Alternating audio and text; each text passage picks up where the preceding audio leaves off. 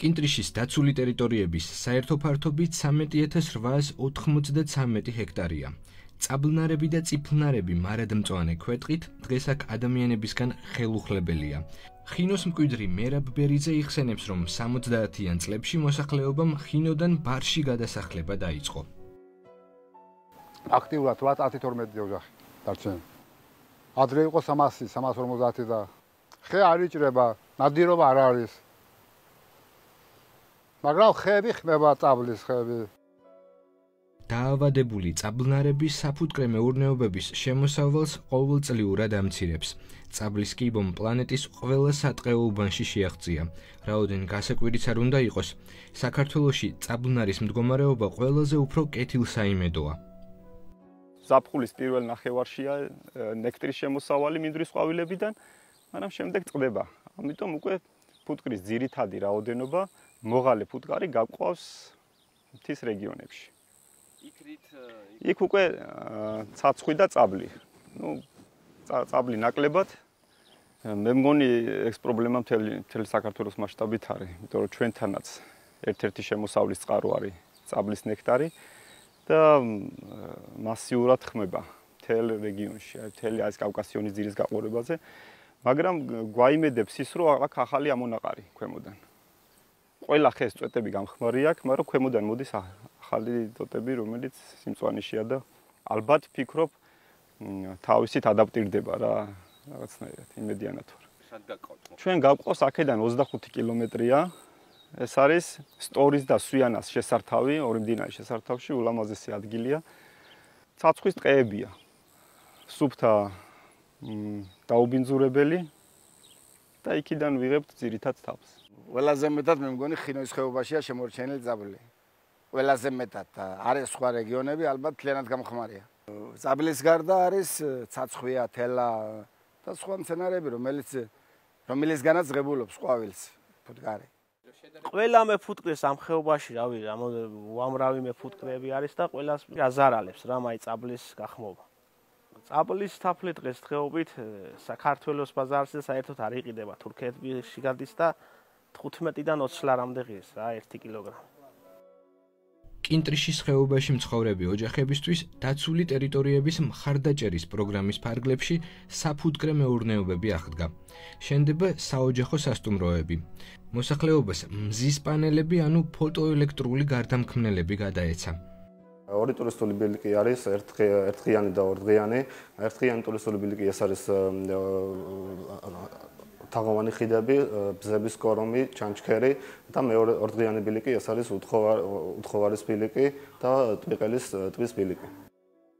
შეიძლება ითქვას, კინტრიშის ხეობაში პირველ ნაბიჯებს დგამენ. საერთაშორისო ორგანიზაციების დახმარებამ კი ყველაზე თვალსაჩინო შედეგი თუშეთში გამოიღო. ზოგადად თუშეთი, როგორც სადაც დამიწა, ისე განსხვავდება. ისეთი ცვლილება მოხდა ამ ბოლო 10 წლის, 11 წლის განმავლობაში თუშეთის ცხოვრებაში.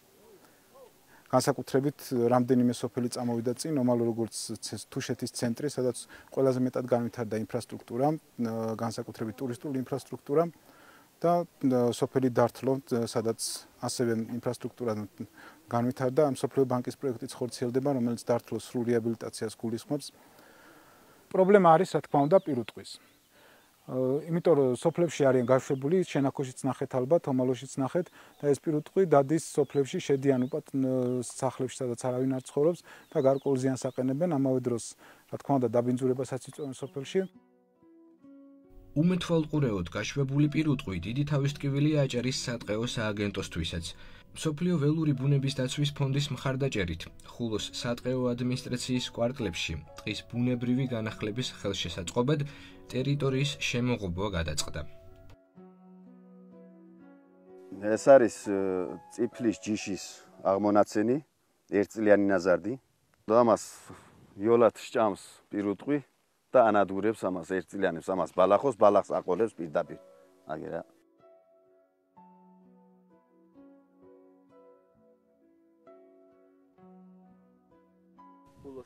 ხულოს მუნიციპალიტეტის ჩვენ სატყეოს ნომერ კვარტალი 15, 16, 22, 23 ამ კვარტლებში შემოგავდება 100 ჰექტარი ფართოდ.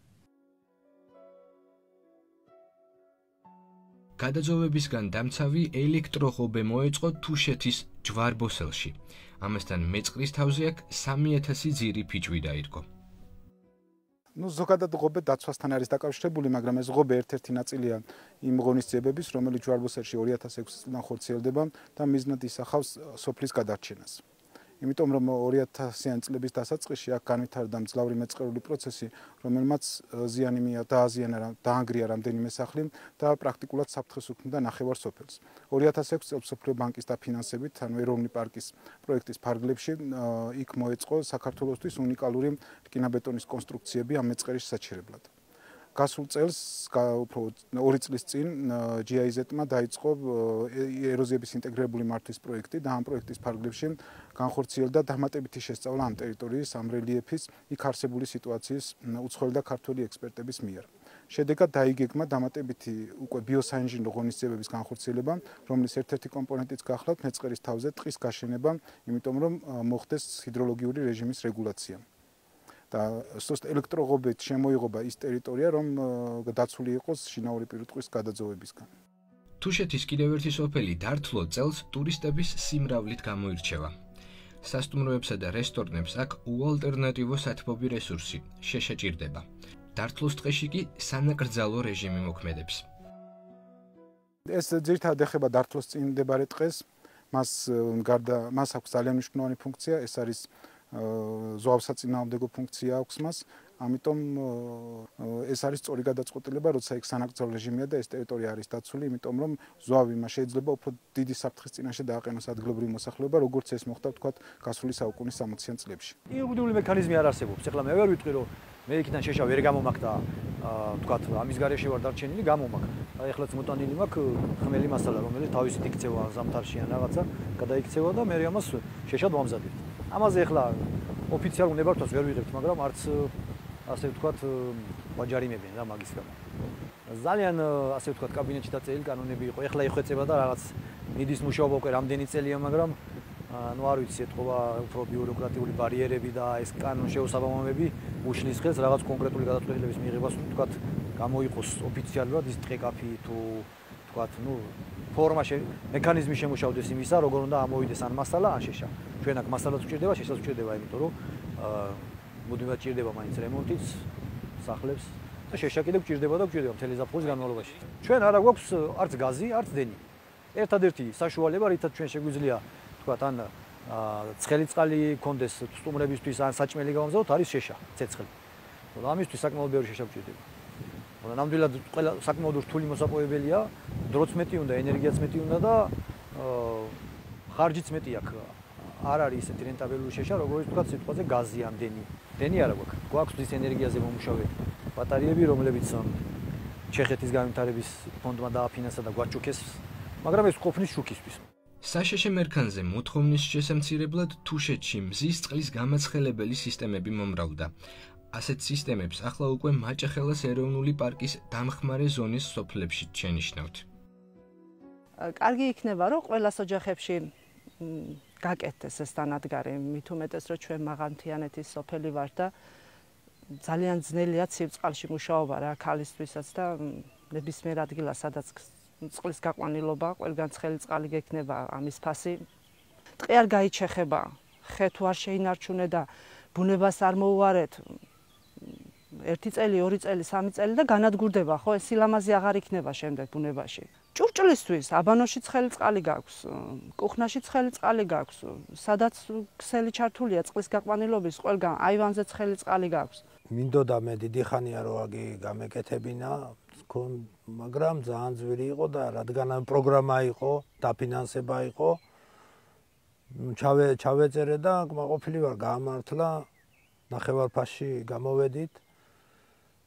გათბობა 95 გრადუსი ავიდა, მზის სხივით გათბობა და გაყვანილი მყავს აბანოში, კუხნაში, ყველგან სარგებლობთ. ეკონომია რა თქმა უნდა, შეშაზე, დენის ეკონომია, სოფლის პირობებში ძალიან კარგი რაღაცა. მე 400 ლარი დამიჯდა მისი მონტაჟი, ყველაფერი, მასალების ყიდვა შეძენა, მაგრამ მე რო პირადად მეყინა, აგი დამიჯდებოდა 1500 ლარამდე, მაინც მეტი თუ არა. გრადუსი, რა პრობლემა აქვს, რამე თუ შეექმნა პრობლემა, ის კომპიუტერი თვითონ ყველაფერს გიჩვენებს.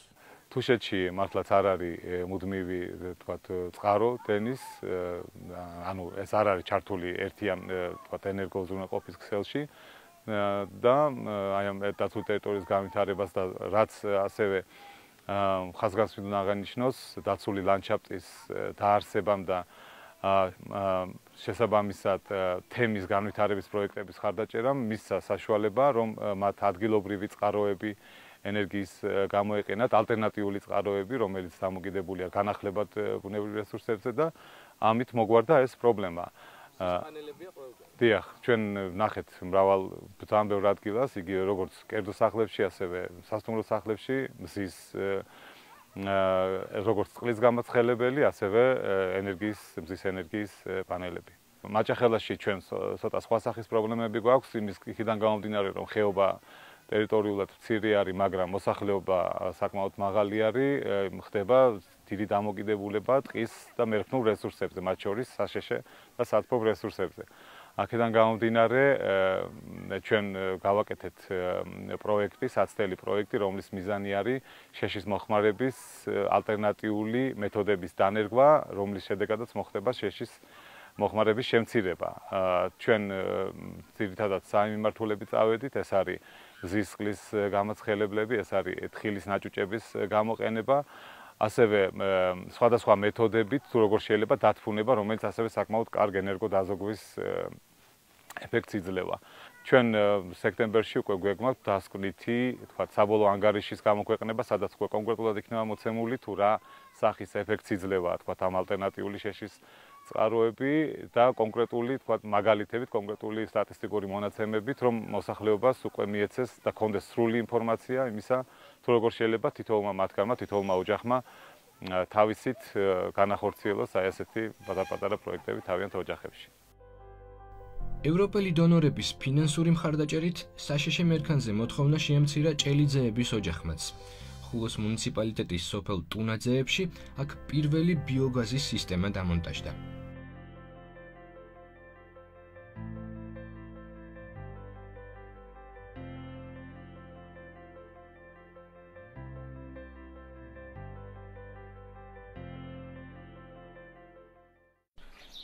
აი ეს ჩვეულებრივად ჩვენი ბიოგაზი 2011 წლიდან დღემდე იძლევა უწყვეტად გაზს.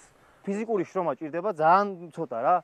ძალიან ანუ იმის საფასური რაც არის გაზი, ეს წარმოადგენს ძალიან მინიმალურ საჩვენო ვაკეთებთ აი ამისთვის რომ იყოს უწყვეტი გაზი. და შემდეგ ანოყიერებს ეს ჩვენს ნაკვეთს, ხო? კი, როგორც გითხრეს, არის ძალიან კარგი სასუქი. ფიქრობთ, რადგან ეხა სრული კაპიტალური სააბაზანო ეხლა გავაკეთეთ, ანუ მანამდე გქონდა დენის, გქონდა ფეჩის და გადავწყვიტეთ, რადგან ეხლა დავაყენოთ სააბაზანოშიც. მაჭახელას ეროვნული პარკის მეზობლები დაცული ტერიტორიის საზღვრების კორექტირებას ითხოვენ. ხინოში კი მოსახლეობა მიწის საკუთრებაში დამტკიცებას წლებია ვერ ახერხებს. მაჭახელასა და კინტრიშის ხეობებში საძოვრებით და საყანე ფართობებით მოსახლეობა წლების განმავლობაში სარგებლობდა.